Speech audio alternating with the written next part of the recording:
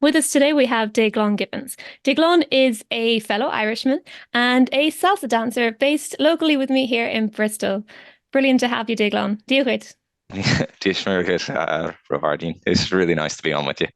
Oh, I'm really sad you've put my Irish name on a recording. I absolutely could not. Oh dear. Well, we're off to a fantastic start then.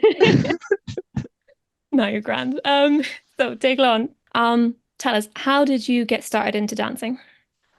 It was because I moved over to England from Ireland that I didn't really know anybody, and I was always quite interested in dancing as an activity to just go and socially do. I was a dancer in like my school play. I had a friend who was Spanish who showed me a little bit of Sevillanas dancing, which is like a type of flamenco and well above my head. Cool. And I had a bunch of Bulgarian colleagues over in engineering when I first moved over to England, and they'd all danced in salsa in Milan and things. And I thought, well, this is a great way to socialize and get to know and meet people. And it was phenomenal. It was a really great scene to get into, really lovely, friendly people to meet. It was you dance in circles, you're constantly meeting different people. So as an immigrant coming over and not knowing anybody, it was a really great way to very quickly meet and make some friends. And it kind of flourished there casually for quite a while. So I was dancing maybe once every week or two, or maybe every once a week, kind of at most. And yeah, it's sort of building and building from there. That's how I kind of got into it all. Cool. So at what point did it change from being a social meeting people, casual type thing to really hooking you in and becoming a dance as many days of the week as I can kind of dancer? Yeah, I used to take the piss out of most other people who were like fully addicted. I never really quite got it. It was just like, it's quite nice, but like, is it this your life, etc. And the Now addiction look at didn't. you. Yeah, the addiction. I think as a lead, as I was, I think the addiction is quite hard to get into because you're trying to get over the nerves quite a bit. And eventually you kind of get to enough socials that you're kind of like, no, I need to get past this barrier because you don't feel like you're able to dance a full song. Mm. And there's a lot of nervousness that you've got to get yourself over a hurdle. And eventually you get tired of that element. You're like, it's really nice and sociable, but you've got a little bit of fear every time you're going and you need to be emotionally right when you're trying to get there. And Mm. so I eventually decided to crack that. And I had an opportunity that friend who was from Colombia, one of another common friend was from El Salvador, and she wanted to go do these semi-private classes with a teacher in the city in Bristol, William Velasquez, really nice guy. And um, those were smaller classes, so much more intense. And she didn't have a partner to go with, and she asked me if I would, and so I went along. And those were like small classes of 4 people each, so you got a lot more attention. You got a lot more. It was much more sort of like studio based rather than being sociable in a bar, which has that nice social element. And it just attuned to me. I really like learning. I really like the development. I really like structure. I really like training. And that's an appealing thing to me. I like my CrossFit or like getting training in running. I like that learning aspect, and I like to take notes and learn and develop and build along, and Yeah. that suited me a lot more, and that accelerated quite a bit. And so I was moving up and up, and then eventually kind of an opportunity arose to get into a performance group. I think with the university in Bristol, they're often deficient of leads, so I went for that. And just before we got about a month into that training and doing a performance group, and then COVID hit, and we no longer could practice that much anymore.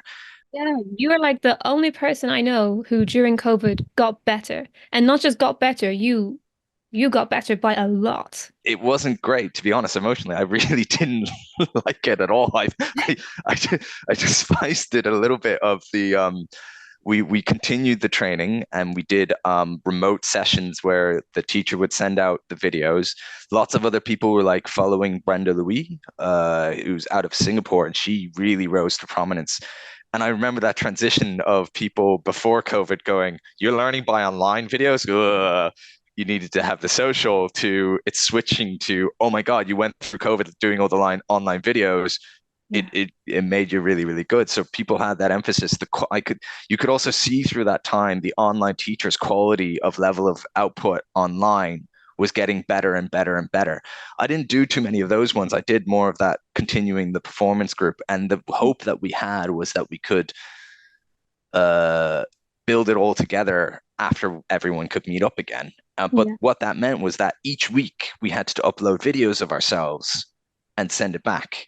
That was the thing. No matter what you're doing on yourself, if you're taking videos of yourself, trying to learn a routine, and then you're watching yourself doing it, and it's like going week on week, you can see it like a fumbling fawn to just a little bit more of the tension. You can see where you're getting sloppy and slowly going around. You can see Yeah. when you're not spotting. That was probably it. It was intense, but it made a huge difference. And coming out of the pandemic, I accelerated much, much more because of that intensity. So yeah, that was it. There was a motivation and a goal kind of out of that one. I know Yeah. lots of people kind of stepped away, but for me, it was kind of actually something that kept me going through all of that time, that I had something each week that wasn't just within the work.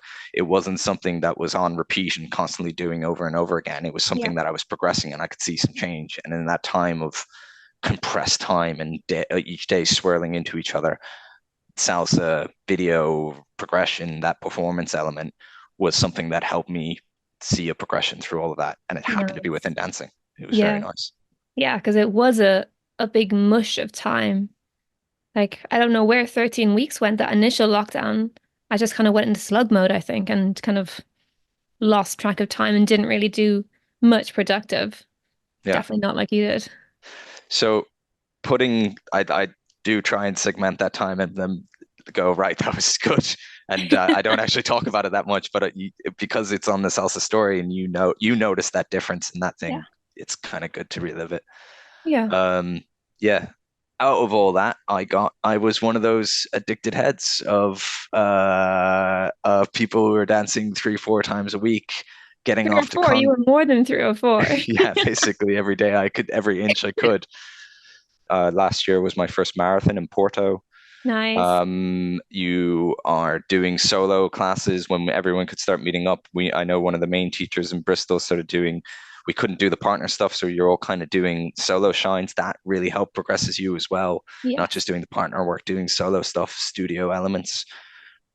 Really starts elevating you. And then another trick is everything started kind of coming back together was the Super Mario socials. Great advertisement for this man.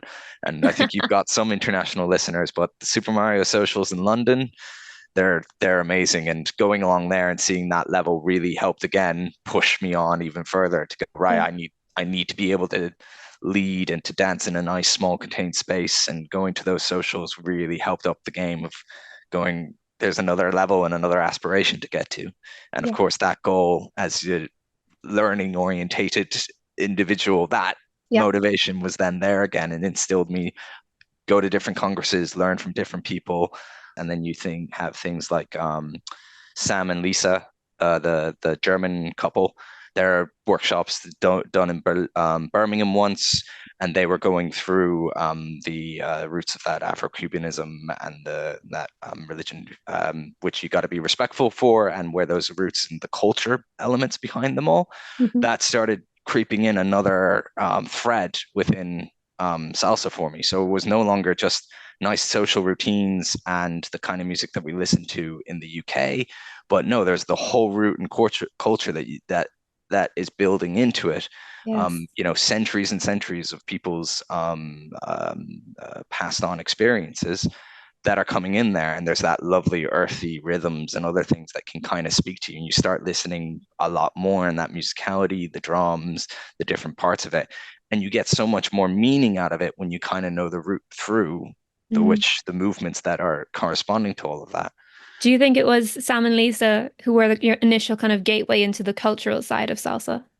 Yeah, I think that was one of the earliest ones. That sort of one, that was the first introduction that they told us about the sort of cultural roots from West Africa into Cuba, and then it managing to get into the mainstream. And then I think a little bit of it comes from the fact that we're from Ireland and being a minority, so a kind of culture as well that is often overlooked. that also resonated in me is like you have to be respectful of where these things are kind of coming from. You can't Mm. just adopt it in whatever way through. You can't just completely amend. You can evolve things, but you need to have a really good fundamental understanding of where it's coming from, or else it's a bit of an appropriation rather than adoption. Hmm. I like that approach a lot because so many of us go through dancing and we learn the steps and we learn combinations. Then eventually we look at body work and footwork and um, learning musicality. But it is not that often that we actually go deeper and look at the richness of the culture and the history associated with it too. I highly recommend it. I'm really novice in it, and I'm just conscious of that it would be there. Yeah. And so when I'm getting taught with those ones, I try and ask the teachers a little bit more about some of the roots. They also, you can see the language of other teachers who are approaching this are quite respectful, but they also feel like they don't fully know those ones. So I Yeah. haven't gotten down to the depths of doing further research or exploring that avenue, but it's really interesting and it makes you a lot more connected. I'm still going down a learning path down that way. Yeah. And just like dancing, it's all a learning process. You don't have to know it all at any point. You just keep peeling back and there's more to learn, there's more to get out of it. Yeah, and I think the aspect of it is to remain curious about those ones and not be shutting off the things and being too down a narrow path. Yes. I think curious and respectful, Yeah. Yeah. If you have that learning mindset, then everything is open to being learned, to being what's the word? absorbed. Thank you. Yes. Yeah, So what other components of the cultural side of salsa have really drawn you in the last couple of years? so that piqued a lot of interest. Now, there's other elements into it. I really got into vinyls, and it took me a long time to start understanding the different components of the different instruments and the structure of how salsa is built. And it came through lots of going to workshops and them showing you the different components of the instruments and the different rhythms might be able to be danced with. So it didn't naturally come to me of like listening to the music to be able to connect it to it. Mm. I'm really fascinated with that, but I haven't learned many of the other instruments. I'm practicing or starting to do a little bit of the bongo, and I'd really like to learn some more of the conga. I really do not know how to play these ones yet at all. I'm very That's the burgeoning, but learning it's process, though. It's all good. yeah, We all start from not knowing anything until we know more. yeah. And so, but I'm fascinated with it. But a way to get for me to get connected to it, and it's really helping my connection to the songs, is listening to the music. But really, there's something about getting the physical um, media instead of just listening to on Spotify, which is great. You can put it on and you can get the whole world of salsa music available to you. But Yeah. there was something else about getting a physical object, which I have to go and go into a shop, scan through, pick it up, look it out, look at the back, engage with the artwork, the degrading piece of material to see if it's good enough, take it down, put it onto the record, place the needle on and listen to it and then hear the graininess, hear maybe there's a little bit of a scratch on this part throughout, but then really feeling that sort of thing. It's an engagement that I can go to another place, take an hour or two out on a Saturday and engage with the music Yeah. really and try and hunt. And what I have my brother-in-law is really into his music. He lives in Berlin. He DJs around there with his mates on occasions. He's got two Kallax, you know, the IKEA square box things. He's got two of those Yeah. filled with records, chocker block of them. And I'd love to go over there and listen to all his. He's got like disco and house music. Oh, I cool. really love that playing around with them, hanging out in the afternoon, putting on the records, chilling out, flicking through and selecting them. And now I've translated that over to my salsa. I got myself a turntable and a small set of speakers. I bought them secondhand during the city. So just as a sort of introduction thing. And now almost every other Saturday, I'll go to a couple of record shops in the city here, and I'll go Nice. digging and I'll go hunting through, try and find nice salsa. The advantage of being salsa in Bristol is that it's not that common of a genre that everyone here wants. Most people here are like, it's a very musical city. They're into their drum and bass, they're into their disco and house and other sort of things. And you've actually got a really prime selection of salsa records here. And they're leaving it all there for you. Yeah, all for me. So you can go digging, pull them out, play them. you start to know as and when you play them at home, you start to know the sequence within the tracks of which songs, and then the artists.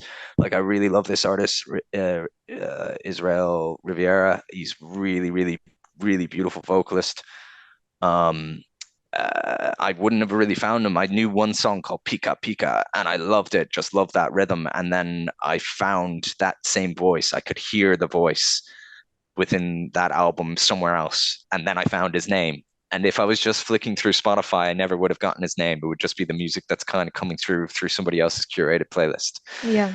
Yeah. So you Um, change it from passive listening to a really active experience. yeah.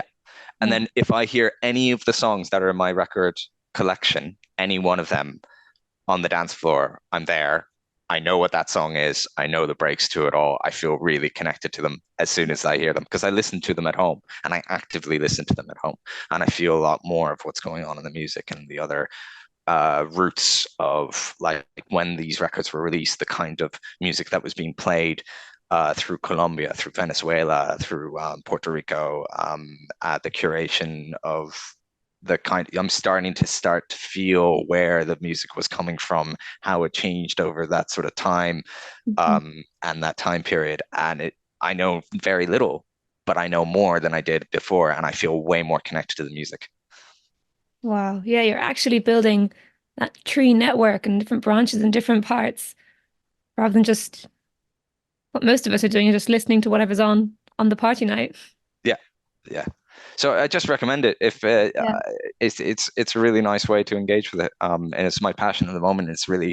It's another aspect as well of just going and listening to the records. Is more than just the dance aspect. There's that much cultural vibrancy that's going in, and I'm ta getting to tap into it It a makes it little bit so much more. more colorful.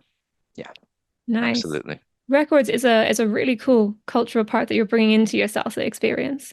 But it's not the only part that you're developing at the moment, I happen to know. Uh-oh, what's that? Uh-oh. Nothing bad, nothing bad. You have also started developing as a salsa teacher as well. Yes, a little bit. And that is a premise because I know this goes out to a wide listenership that it's something you trepidly go into because you never think, often you don't think you're ever really good enough of a person to be able to translate this. But I've been kind of dancing about 8 years now. I'm fairly well developed as a dancer. You put me in London, I'll probably be, very much in the mid-tier over there. But I feel like enough is in there, and we have a few teachers in the city and stuff like that that I think I can share a little bit more. So I've been doing the beginners lessons Yes. and teaching and helping at one of the schools here just within the circle and giving one-to-one feedback to different people. Yeah. And then on a couple of the parties, teaching the beginners session, the newbies that are coming in. But of course, the teaching within that element is like, yeah, we'll show you some fundamentals, but when you're doing it before a party, um, it's more about the active engagement. We're here to kind of have fun. We'll show you a couple of little steps and a little bit of an introduction. Yeah. But more of the emphasis is like it's actually about what you have on the themes of this, like the empowerment. We're here to have fun. We're here to be having a safe space. Much more of that emphasis is required when you're kind of just doing the complete beginner Yeah. sort of elements. Definitely. Um, and then within the group that we're kind of teaching with, I think as well, while I'm focused on the beginner one, it's not only just about the movements and other things. It is trying to set up the right ground rules with new people kind of coming into it, Yeah, the right that culture. the right culture. So having an emphasis on safe, respectful interactions, salsa is becoming much more of a conversation rather than lead Yes. and follow. Thank That you. that it's My not favorite just sort word. of like allowing the lead, allowing the breakout, and just allowing that element that the followers are now starting to build up the capability, and the leads are starting to build up that one of just as an example of when you're breaking away to go for the shines that the followers are indicating. It's like, yeah, now it's time for breakaway part, that it's much more be kind of coming a little bit more of a conversation, that a little bit more feedback is slightly coming back from the follower of when to break away, when doing other different things. Of course. It's no longer exactly that one way direction, that No, followers are getting a little bit more, that it is more becoming a conversation. And that is much more of a safer message to be telling our beginners that are coming through. it most certainly is. This idea of you're following, you have to listen to your leader and do what they tell you. Oh, we do that enough in everyday life. Don't want that in our social lives too. And when you hear people, teachers, people you look up to, who are telling you this is not the way it has to be, that's when that trickle down culture can start, and you can start to bring in that this is a conversation, it's a collaboration. There's no me tell you, you do. It's me say A, you say B. Exactly. Yeah, Then I think another emphasis that I were trying to do, or I would have an emphasis on, is that I tell the beginners when I'm helping throughout the circle or other things, I'll switch between roles yeah, frequently, and I'll do it as an emphasis. If they haven't seen me switching for a little while, I'll purposefully go and switch so that they see what they ostensibly, especially a lot of the leads, will be looking to. This is what you're trying to get to. In a few years down the line, this is the competency that I'm switching between the two. So that is perfectly normal to be dancing between the two. yeah. And there is nothing feminine about my following. I follow No, all the time. yeah, And I've got different emphases, but I'm in for the Bristol scene a relatively good follower. yeah, Um, so I try to make that emphasis of going, yeah, you can switch between the two. It's also really helpful when you're trying to show other people what you're doing to be able to do it through and do it relatively competently. I'm mhm, not particularly great at my arm styling. I can do some amount of styling. I would go to different styling classes and adjust them for my more slightly masculine interpretation of the music and my following. But I make an absolute emphasis to show that it's switching between the two. yeah. And And it's not like you're making it more you, and maybe we're using masculine, feminine, but when I go to a styling class, I often will adapt just to what suits my body, what my flexibility is, or what my range of movement feels good for me doing. So I think what the teacher is teaching us is always something that we can adapt to ourselves. yeah, Yeah. it's something really encouraging to see within the group that we're teaching with is there's a lot more conventionally females coming in to do the leading role, which is really nice to see. And you can see the leads when I switch and come to them, they're much less uncomfortable with it because they've seen some other people switching throughout. Yeah. And they've never seen salsa before. And so I can definitely see it if I don't have any females in the lead slot and then I do a switch, they're slightly uncomfortable with it. But if they're already there, then there's less of an emphasis for me needing to have to show that that's a totally normal thing. Yeah. And so I'm always hoping that we're getting that coming through a little bit. My I next think little project is to yeah. get a few more of the males getting over to the follower side, Yes. just to see a little bit of that intersplice. And I'd love to see 10 to 20% intermixed between most of the classes because you can just see the atmosphere when you're getting through of those cohorts coming through. If we do it in 2 month blocks, you can see that you can just see the inclusiveness Yes. inherently coming through that way. Yeah. And that makes it safer when everyone's thinking I can dance with anyone. It takes any element of sexualness, which is the usual thing that makes people feel unsafe, or a common thing that makes people feel unsafe. It removes it from the agenda, Yeah, and it is dancing. There's exactly. At what point did salsa become anything else? It's always salsa. Déaglán, thank you so much for taking the time to share your thoughts, your experiences, and a little insight into the depths we can get to in salsa when we open ourselves up to beyond just hearing the music and actively listening to it. It's been beautiful. Thank you very much for it was really, really lovely to come onto your podcast. And yeah, thank you for the lovely conversation. It was nice to catch up on these things and also to share them with your listenership. It Thank you It for your time. is. And I think it would be remiss if we didn't finish with a couple of Irish words. Oh, right. The daunting look on your face. No, no, no, no. All I was going to say was Gurmagus. Give me luck, Bobby. And yeah, slán go fóill. Slán go fóill.